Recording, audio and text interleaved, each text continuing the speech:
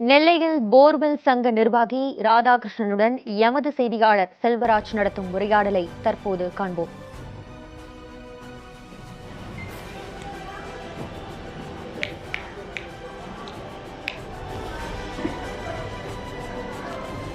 கார்த்திகா, திருச்சி மாவட்டம் மணப்பாறைக்கு அருகே உள்ள நடுக்காட்டுப்பட்டி கிராமத்தில் உள்ள சுஜித் என்ற 2 வயது சிறுவன் கடந்த 4 தினங்களாக ஆழ்குழாய் கிணற்றில் உயிருக்கு போராடி கொண்டிருக்கிறார். தற்போது பல்வேறு முயற்சிகள் மேற்கொள்ளப்பட்டு வருகிறது. குறிப்பாக அங்குள்ள பாறைகள் என்பது மிக கடினமாக இருப்பதாக தமிழக அரசு சார்பாக அறிவித்துள்ளது. குறிப்பாக 66 மணி நேரமாக சிறுவனை மீட்பதற்கு பல்வேறு நடவடிக்கைகளை மேற்கொள்ளப்பட்டு வந்த போதிலும் இன்னும் சிறுவனை மீட்கப்படவில்லை என்பதுதான் ஒரு மிகப்பெரிய வருத்தமான செய்தியாக உள்ளது.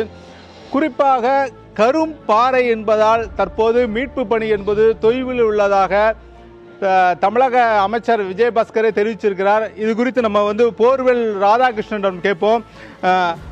ஐயா, திருநெல்வேலி மாவட்டத்தை சேர்ந்த போர்வெல் ராதாகிருஷ்ணன் நம்ம கேட்போம். ஐயா, இப்போ தற்போது சிறுவன் என்பது 4 நாட்களாக மீட்கப்படாத சூழ்நிலையில் இன்னும் மிகப்பெரிய ஒரு போராட்டம் என்பது நடைபெற்று கொண்டு இருக்கிறது. குறிப்பாக தமிழக அரசு என்ன சொல்லியிருக்காங்கன்னா, அது மிக கடினமான பாறையாக இருப்பதால் காரணமாக தான் அங்கே உடைப்பதற்கு மிகப்பெரிய சிரமம் இருப்பதாக சொல்லியிருக்காங்க. நீங்கள் அந்த கடினமான பாறைகளை எவ்வாறு உடைக்கலாம், இல்லைன்னா எதே போல இது நடவடிக்கைகளை மேற்கொள்ளலாம்னு நினைக்கிறீங்க?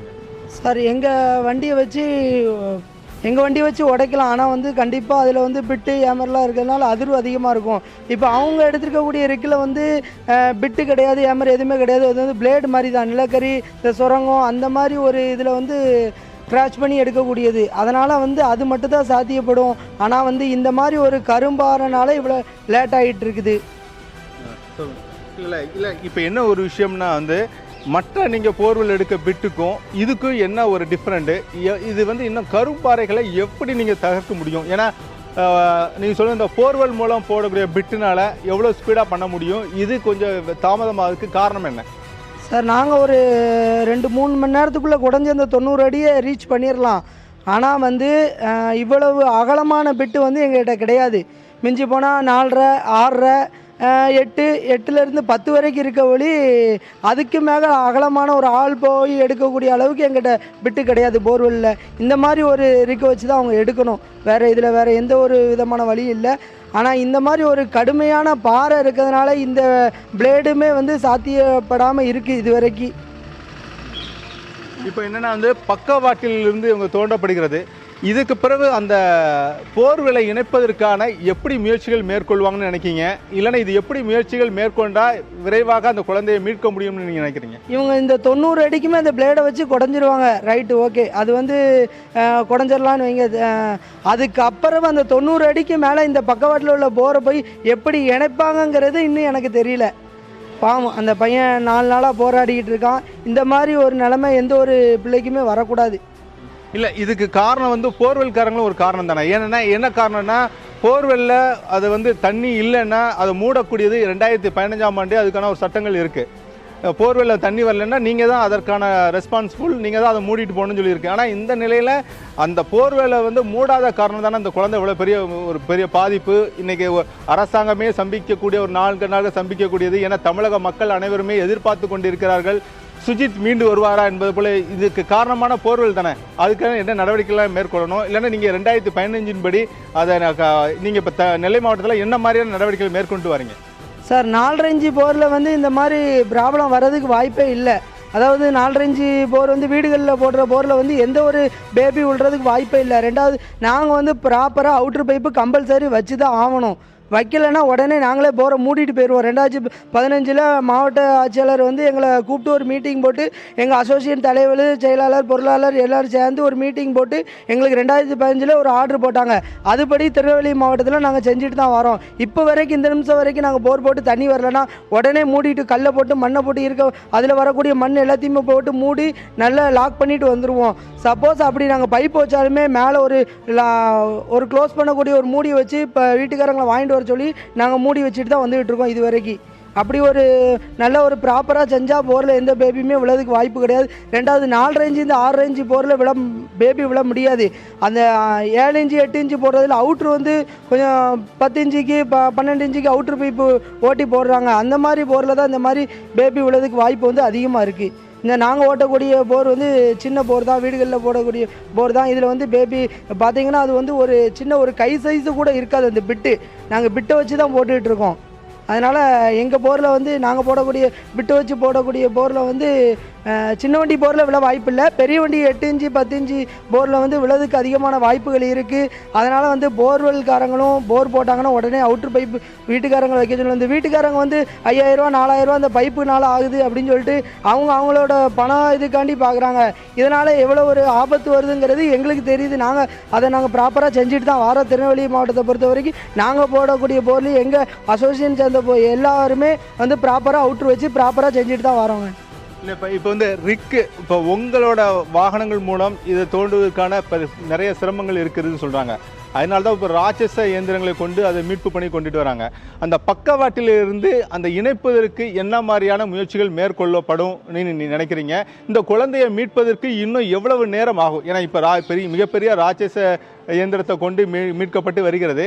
அந்த குழந்தையை மீட்பதற்கு எவ்வளவு மணி நேரம் ஆகும்? இப்போ இதே போல பணிகள் தொடர்ந்தால் இதே மாதிரி ஆகும் சொல்லுங்கள் சார். எங்கள் போரை வச்சு ஓட்டலாம். 90 அடி வந்து நாங்கள் 2 மணி நேரத்தில் 3 மணி நேரத்தில் ரீச் பண்ணிடுவோம்.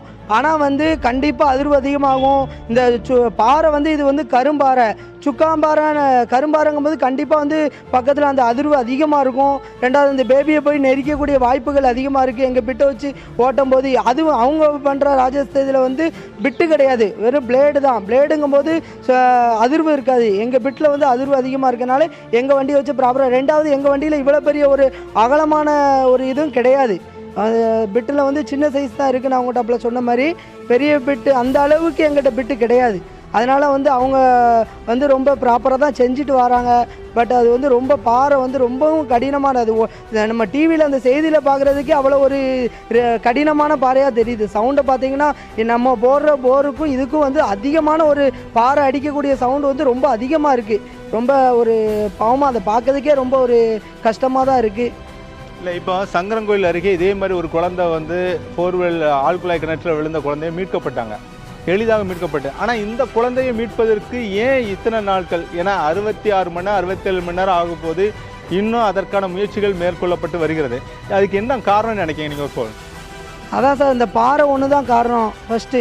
ரெண்டாவது அந்த பையனோட வந்து 2 கையுமே மேலே இருந்து அந்த ஏர்லாக் மூலயமா அவங்க கெட்டி தூக்கக்கூடிய ஒரு இது நல்ல ப்ராப்பராக தான் வச்சுருக்காங்க. ஆனால் வந்து இந்த பையனுக்கு ஒரு கை மட்டும்தான் கெட்ட முடியுது, 2வது கையை கெட்ட முடியலங்கிறதுனால அவங்களால அதுவும் பண்ண முடியாமல் இருக்குது. ரெண்டாவது கொஞ்சம் சங்கரன்கோயிலில் கேட்டிங்கன்னா இலக்கமான பகுதி, இது வந்து ரொம்ப கடினமாக இருக்கிறதுனால இந்த பாறையை அவங்களால குடைய முடியாமல் இருக்காங்க. இதே இந்த சங்கரன்கோயில் திருநெல்வேலி மாவட்டத்திலாம் பார்த்திங்கன்னா இதுக்குள்ளேயும் குடையிறதுக்கு வாய்ப்பு வந்து அதிகமாக இருக்குது. ஏன்னா அந்த மாதிரி ஒரு கடினமான பாறை இந்த ஏரியாவில் அவ்வளோ ஒரு கடினமான பாறை திருநெல்வேலி மாவட்டத்தில் கிடையாது. அது ஒரு ரீசன். இப்போ முதலில் வந்து 35 அடியில் கிடந்த குழந்தை இப்போ 85 அடிக்கு போனதாக சொல்கிறாங்க. நீங்கள் அப்படிங்கும்போது அந்த அவுட்ரு பைப்பில் இருந்து இது எப்படி இந்த குழந்தைகள் அவ்வளோ தூரம் 85 அடிக்கு போகிற அளவுக்கு எப்படி ஆச்சு? அவங்க வந்து எத்தனை அடிக்கு அவுட்ரு பைப்பு ஓட்டினாங்கங்கிறது அவங்க ஓட்டினவங்களுக்கு தான் தெரியும். அதாவது நாங்கள் இங்கே நம்ம திருநெல்வேலி மாவட்டத்தில் பார்த்துட்டிங்க 25 அடி 30 அடிக்கு மேலே அவுட்ரு வைக்க முடியாது. மணல் வந்து ரொம்ப இலக்கமானது 35 அடி அப்படி தான் வரும் மொழி. அதுக்கு கீழே பார்த்துட்டிங்கன்னா கண்டிப்பாக பாறை வந்துடும். அதுக்கு மேலே நாங்களும் ஓட்டி வைக்கவும் மாட்டோம். காசுக்காக சிலவங்க பண்ணுறாங்க, ஆனால் அது எப்படி பண்ணுறாங்கன்னு எங்களுக்கு தெரியல. இந்த பக்கவாட்டில் போகிறதுக்கான எப்படி மேற்கொள்ளலாம்? அதுக்கான குழந்தைகளை மீட்பதற்கு அந்த பக்கவாட்டில் போகக்கூடிய போர்வெல் மூலம் பக்கவாட்டில் ஓட்ட முடியுமா, அல்லது இந்த பெரிய ராட்சச இயந்திரத்து மூலம் தான் பக்கவாட்டில் இருந்து அந்த இணைப்பதற்கு என்ன மாதிரி இவங்க பண்ணலாம்னு நினைக்கிறீங்க?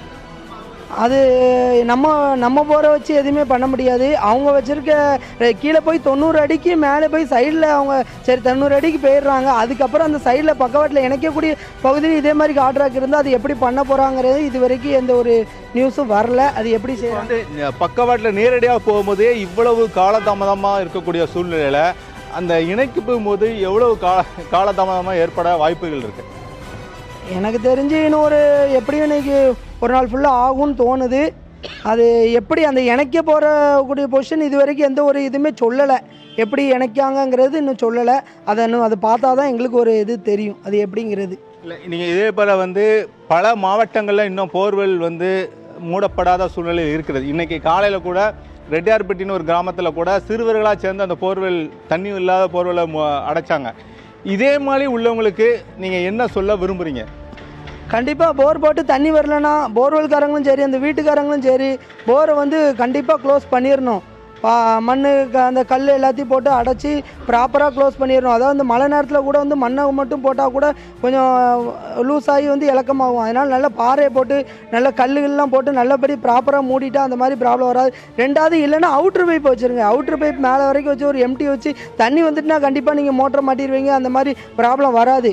அதே வந்து தண்ணி வரலைன்னா உங்களுக்கு இந்த மாதிரி ப்ராப்பராக அவுட்ரு பைப் வச்சு நல்லா மேலே வரைக்கும் லாக் பண்ணிட்டா இந்த மாதிரி எந்த ப்ராப்ளமும் எந்த பேபியுமே கீழே விழாது போருக்குள்ளே. இது விழுறதுக்கு காரணம் வந்து அவுட்ரு பைப் இல்லாத ஒரு காரணம் ஒன்று, ரெண்டாவது போரை மூடாத காரணம். இந்த 2 காரணம் தான் சொல்ல முடியும். இப்போ தரையோட தரையாக போர்வெல் அந்த இது இப்போ அவுட்ரு பைப் சரியாக இல்லாத காரணத்தில் தான் அந்த குழந்தை விழுந்து நீங்கள் கருதுங்களா?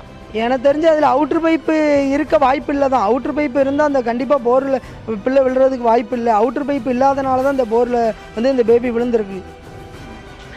நிவேதிதா, நீங்கள் நேரடியாகவே கேட்டிருப்பீங்க. பல்வேறு கருத்துக்களை நம்மளுக்கு ராதாகிருஷ்ணன் தெரிவித்தார். என்ன காரணம் என்றால் தற்போது அங்கே கடினமான பாறைகள் இருப்பதன் காரணமாக தான் அந்த குழந்தையை மீட்பதற்கு இவ்வளவு மணி நேரம் ஆகிறது. குறிப்பாக 67 மணி நேரத்துக்கு மேலாக ஆகுவதற்கு காரணமே அங்குள்ள பாறைகள் மிக கடினமாக இருப்பதாகவும், ஏனென்றால் போர்வெல் என்பது இவர்கள் பிட் என்னக்கூடிய மிக வேகமாக செல்லக்கூடியவைகளை கொண்டு இவர்கள் ஆழ்குழாய்களை அமைத்து வருகிறார்கள். ஆனால் தற்போது பிட்டு என்ன ராஜேஷ இயந்திரம் மூலம் பிளேடு மூலமாக தற்போது அந்த ஆழ்குழாய் என்பது அமைக்கப்பட்டு வருகிற சூழ்நிலையில் அது இவர்களைப் போல விரைவாக செல்லாது என்றும் மிக மெதுவாக தான் செல்லும் என்றும், மேலும் பக்கவாட்டிற்கு சென்ற பிறகு அதை இணைப்பதற்காக பல மணி நேரங்கள் ஆகும் எனவும் தெரிவிச்சிருக்கார் ராதாகிருஷ்ணன். குறிப்பாக எது எப்படி இருந்தாலும் சுஜித் மீட்க வேண்டும், மீண்டு வர வேண்டும் என்பதுதான் தமிழக மக்களின் அனைவருடைய எண்ணமாக இருக்குது. நிவேதிதா, உங்களுடைய விரிவான தகவல்களுக்கு நன்றி செல்வராஜ். அதாவது சுர்ஜித்தை மீட்கும் பணிகள் தொடர்ந்து கண்காணிக்கப்பட்டு வருகிறது. முன்னதாக மழை பெய்ததாலும் பாறைகள் இருந்ததாலும் குழந்தையை மீட்கும் பணியில் சிக்கல் ஏற்பட்டிருக்கிறது.